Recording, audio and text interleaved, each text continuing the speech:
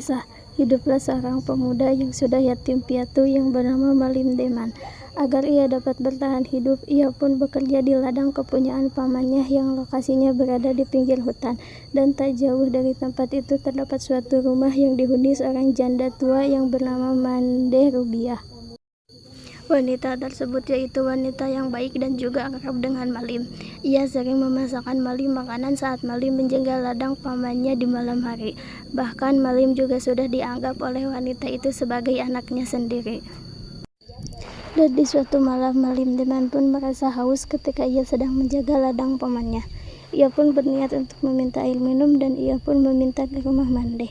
Sampai tepat di pekarangan, ia pun mendengar suara sejumlah perempuan yang berada tak jauh dari kolam yang posisinya tepat belakang pondok janda tersebut. Malim dengan diam-diam menuju ke tempat tersebut dan ia terkejut ketika melihat 7 bidadari tengah mandi di sana.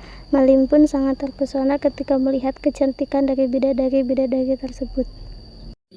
Dan tidak jauh dari tempat Malim berdiri, ia melihat ada 7 selendang, dan selendang tersebut milik bidadari-bidadari itu. Ia pun tak ingin menyia-nyiakan kesempatan itu, dan kemudian ia mengambil salah satu dari selendang milik bidadari itu, dan ia pun menyembunyikan selendang tersebut di rumah ibu angkatnya, dan ternyata selendang yang ia ambil merupakan selendang putri bungsu. Bidadari bungsu itu terus menangis dikarenakan tak bisa kembali ke kayangan. Melihat hal tersebut, Malim pun kemudian mendekati dan mengajaknya untuk tinggal di rumah Mande. Bidadari tersebut pun kemudian diangkat oleh Mande sebagai anaknya. Pada saat itu, Malim pun semakin sering mengunjungi rumah Mande dan ia menjadi sangat dekat dengan putri tersebut. Dikarenakan sering bertemu, mereka saling jatuh cinta dan kemudian mereka menikah. Kebahagiaan mereka pun semakin bertambah ketika mereka sudah dikaruniai seorang putra yang sangat tampan dan bernama Sultan Duano. Tetapi kebahagiaan mereka itu tak berlangsung lama dikarenakan Malim sangat gemar berjudi.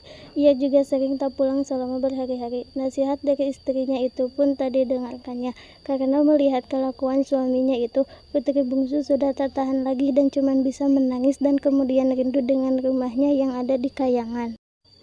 Pada suatu saat ketika ia mencari barang, putri bungsu tersengaja menemukan selendang yang dicuri Malim. Putri bungsu pun dengan segera menyuruh seseorang untuk memanggil Malim dengan ancaman.